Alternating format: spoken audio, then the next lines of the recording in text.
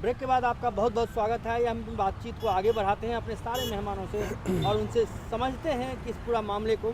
शास्त्री जी, क्या आपको ऐसा लगता है कि ये जो विपक्षी एका की बात हो रही है, क्या इसके लिए जो हम लोग बात कर रहे थे कि जगह है कि नहीं केंद्र में, जिस तरह से नरेंद्र मोदी जी का रथ चल रहा है, तो क्या ये लोग नरेंद्र मोदी जी के रथ को रोकने में कामयाब होंगे, या बिना लेफ्ट, जो हम लोग बात कर रहे थे कि बिना लेफ्ट के क्या ये संभव है विपक्षी एका, क्या बिना एनसीपी के संभव है, बिना ममता बनर्जी के संभव है? पूरे भारत में आप किस तरह से विपक्षी भूमिका कल्पना कर सकते हैं इन तीनों के बिना? देखिए, नॉर्थ इंडिया में जो पॉलिटिकल सीन है उसमें आप समझ सकते हैं कि ये सारी पार्टी जो आज एक जगह बैठी हैं वो बहुत व्याकुल हैं कि किस तरह से सरवाइव किया जाए।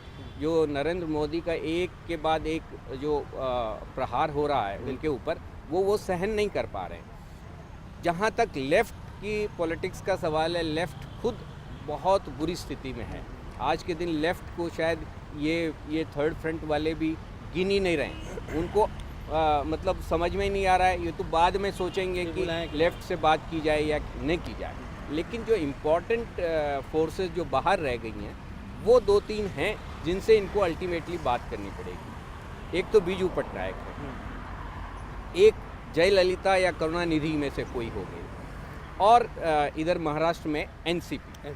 इन लोगों को जब तक साथ में नहीं लेंगे तब तक इनका फ्रंट कहीं पहुंचने वाला नहीं है। और जो कि अल्टीमेटली मुझे लगता है कि इनके पास ये लोग जाएंगे भी, आएंगे भी, मिलेंगे भी।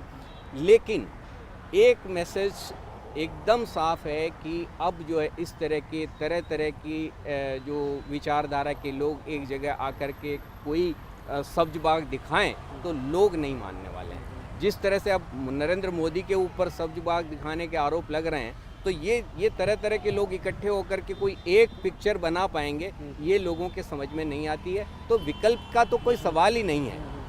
ये है कि इनमें से कौन बचेगा, ये देखने की बात है। साउथ के जो फोर्स हैं, जैसे चंद्रबाबू नायडू की पार्टी, ये जो है, इनको तो मिनिस्ट्रियल बर्थ दे के आप खुश कर रहे हैं ताकि आप